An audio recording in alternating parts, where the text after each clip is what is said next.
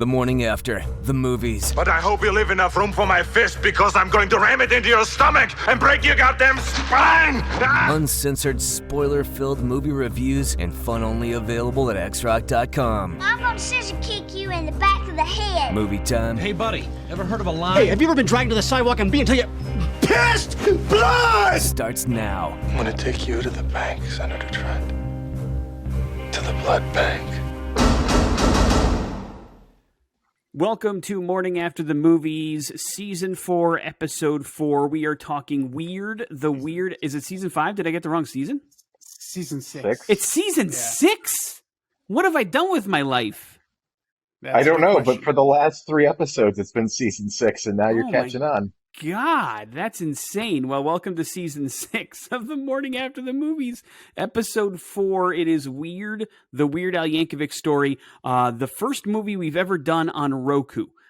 Which means it's available to pretty much everybody that has a Roku TV. The Roku app is free. If you have a smart television or a smartphone or a smart anything, you can watch this movie for free as long as you're willing to put up with about 3 minutes of commercials at the beginning of it, and then it goes commercial-free the rest of the way. But we are here to talk about it. Whoa, you got commercial-free the whole thing? Yeah, I totally got commercial-free the whole thing. I got to the first batch, and then it was... I had commercial free for the first 30 minutes, and then I got like 2 minutes of commercials like every 8 minutes. Yeah, it was obnoxious. Yeah. Now I have a Roku TV. Could that be different for me? Do you have a Roku TV? I have a Roku player that I played it through. Oh my God! I don't know what's happening. That's crazy. I don't know why I got a commercial free, but maybe it's because I'm special. I don't know. But I did get a commercial. I mean, I've got a Roku TV as well, so weird. I started to think the movie was designed to have commercials play in the middle of it, the way they broke it up almost perfectly and segued back in, like it just moved on, like there was no commercial. I will say that even though I didn't have any commercials there definitely felt like there were commercial breaks ready to go for it. But no, I didn't get any outside of the ones at the beginning, so I guess I'm lucky. But the point is, everybody can check it out for free. Commercials apparently throughout on Roku, if you are familiar with it. Let's start with Big J, your spoiler-free visions of Weird, the Weird Al Yankovic Story. I'll tell you what, I didn't know what to really expect because it's been a while since I've dipped into the Weird Al Yankovic world. And so I was expecting like a regular kind of biopic thing about the real life story of Weird Al Yankovic. And I'm like, he has had one hell of an interesting life. Let me tell you what, I was that's not what you get with this movie. And that was a great surprise, even though I should have set myself up for that, but I just started to laugh immediately. And Daniel Radcliffe is a gift. He is great. He can do so many different kinds of roles, and he nails what I would think Weird Al as a youngster would be like, just early in the business of music, and the hair, everything. I mean, it was on point, and all the cameos and guest spots that ended up popping up were fun and awesome. And I'm not going to ruin it by saying what those were here. But, you know, the story is nothing like I thought it was going to be. And I completely enjoyed the fact that it wasn't. And I had a lot of fun watching it. A lot of laughs. I laughed a lot out loud and just thought some of this stuff was just crazy and off the rails. So if you had to get it a letter grade, what would you give it, Jay? I'm going to give it an A. An A? Big J gives it an A. Very nice. All right, Ian, to you, sir. What did you think about the Weird Al Yankovic Story? This was clearly all based on a true story, and I don't know where Jay's coming up with his thoughts. If there was anything mystical or fake throughout the entire thing. If anyone paid attention to life in the 80s, this is 100% accurate. I mean, there might have been a couple small jokes thrown in there, a little bit of like, you know, squishing around a little bit, but I think Weird Al pretty much hit it right out of the ballpark. And this was, again, Daniel Radcliffe, so good. So good. He doesn't even try to act like what you think Weird Al would act like. He's just Daniel Radcliffe with a mustache and a wig, and it's amazing. And I would almost say that everyone who's portraying another character only passively tries to do it and doesn't care if they're hitting it at all. They just don't care. They'll put on the outfit, because there's a lot of pop culture references throughout the movie, because, I mean, it's the Weird Al story, so we're getting a lot of the 80s and stuff, but no one No one's putting in the effort, and that just makes it all the better. This was a movie that was phoned in the proper way, and I loved it. I loved everything I about it. The acting, by the way, yeah. the writing was not phoned in. Everything about the production was not phoned in, but the acting was almost on purposely just show up and be yourself and put on this wig and just read these lines. That's fine. Just sell it the way you want to. And it made it so much better because it was done just with a sly grin on its face. So, letter grade, I agree with Jay. I give it an A. Very nice. And as far as I'm concerned, on the record, I am a huge Weird Al Yankovic fan. Probably the artist I've seen live in concert the most. I've been an unapologetic fan since I've been a teenager, and I love everything about the man. I saw the trailer, so unlike Jay, I knew what this was going to be kind of going in, which was a send up of his life and that kind of thing. And still, I thought it was absolutely amazing. I mean, every part of this movie. If there was a movie that said, "Let's make a movie just for Nick," this would be the movie because it's about Weird Al Yankovic. It's goofy, it's funny, it parodies biopic films, which I think are far too, basically out there these days. And I love the fact that it's completely goofy, it's ridiculous, it's absurd. It's got like every comedian I'm a fan of in it in some way, shape, or form. So many former guests of the morning after are in this production, and I laughed out loud several times. Somehow, even though I knew what I was getting into, the stuff I enjoyed the most were the straight up surprises. Like you have no idea what this movie is going to do and where it's going to go, and some of the stuff that it does, and it does it so well and so funny. And it's clear that everybody's on board for the same goofy ass production that you're getting, and absurd kind of Dewey Cox walk hardness, but I think even done better, Yes. in my opinion, than that, because it's just one of those things. Well, first, it's a real character, which makes it that much funnier, but also everybody knows it's goofy and it's funny, and it just goes out there and lays it all on the line. It doesn't care, and I had a blast watching it. I did actually watch it twice over the weekend because it's that kind of movie where I was like, this is one I can rewatch and actually enjoy right away. Hold on. Yeah. And both times, no commercials throughout the entire thing. That is correct. I watched it the first the time hell? with commercials in the beginning, and then the end there was no commercials throughout. It was crazy. I don't know what I'm doing. Mad about this. Discrimination, man. I don't Discrimination. know. And here's the weird thing. And listen, don't get mad at me, Roku. I never use the Roku app. Like, this is the first time I might have actually fired it up for this particular thing. So I don't know why I'm getting preferential treatment. It doesn't make any sense to me. I've accidentally downloaded it so many times by clicking the button twice, and it comes out. I'm like, no, delete. I don't care about this app.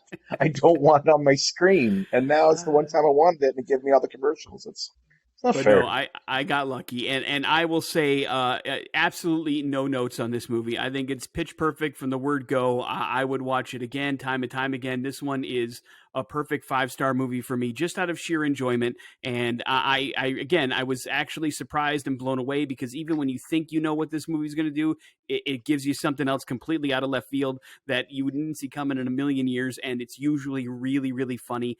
And I say that as a fan of Weird Al's UHF, which I think is criminally underrated as a movie. And this one, I think, is at least is properly rated. It looks like people are jumping on board and calling it hilarious and getting the joke, which I certainly appreciate, which did not happen with UHF. So it is nice to get a little bit of recognition as the true parody master that he is, and doing a really good job with this movie from all parts involved. From the director of the movie, who I didn't heard of. Did you do any research on who directed the movie, Jay?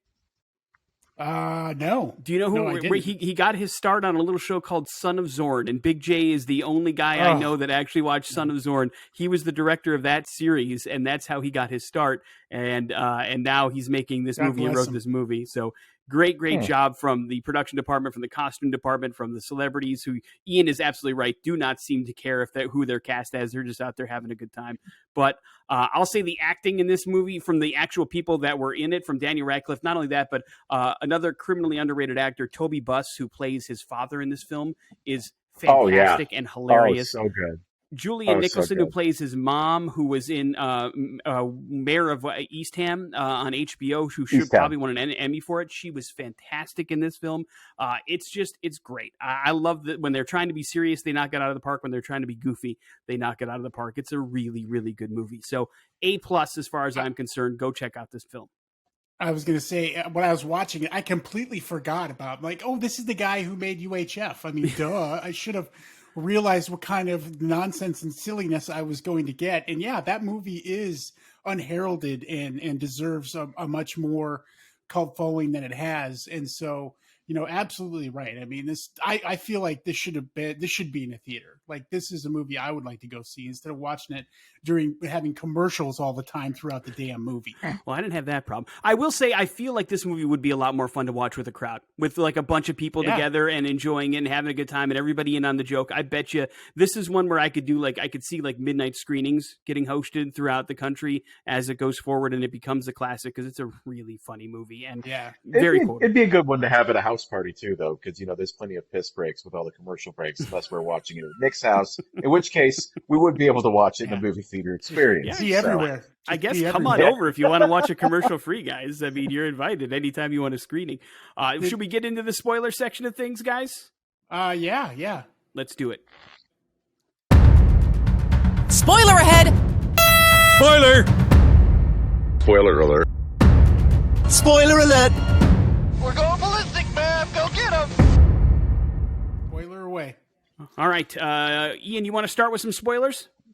I think that Evan Rachel Wood as Madonna was probably some of the best casting to make Madonna be as evil as we all thought she was, but to take her to the criminal level of evil that she was, to taking over a drug cartel that ultimately leads to killing Weird Al at the end.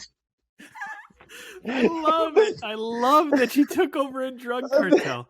Yeah. They kill Pablo Escobar for no reason because he loves Weird Al. Then he kidnaps Madonna, who's Weird Al's. Just the jungle rescue where he's wearing the same crazy shirt but in camo. Like everything. There's just camouflage that showed up. I've never killed that many people before. Just the way they phrase things for him to go in and save them. But honestly, after everything, because I mean, you guys go through a lot of different parts of the movie, the different comedians who showed up, all the different actors.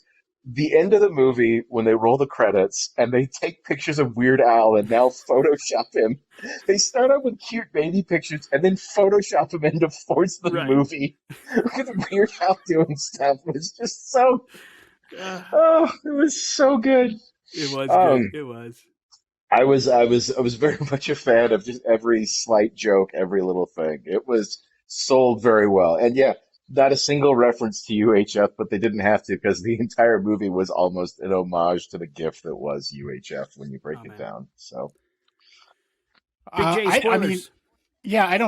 Just God, everything. I mean, it's one thing too is I'm like, I couldn't help but when I see Daniel Radcliffe, I mean, he with the hair and everything, it makes me. I thought that I was watching Adam as Weird Al because with the hair and everything, I'm like, oh, this is my good friend. I mean, what a weirdo. No, I just what Ian said, the whole Madonna thing blew me away. How they just, I mean, that would just turn the real story completely on its head, and it made me want to. Was any of this like real? Like, did he date Madonna? No, he never dated Madonna. No. He never. The whole did idea kill of Pablo Madonna Escobar. That him. is the truth, though. He did do for the Weird Al bump. No, none of them. I mean, outside of like the Dr. Demento, them recording like another one rides the bus in the bathroom. That's real. But then of course Michael Jackson parodying his song "Beat It." That was my favorite part.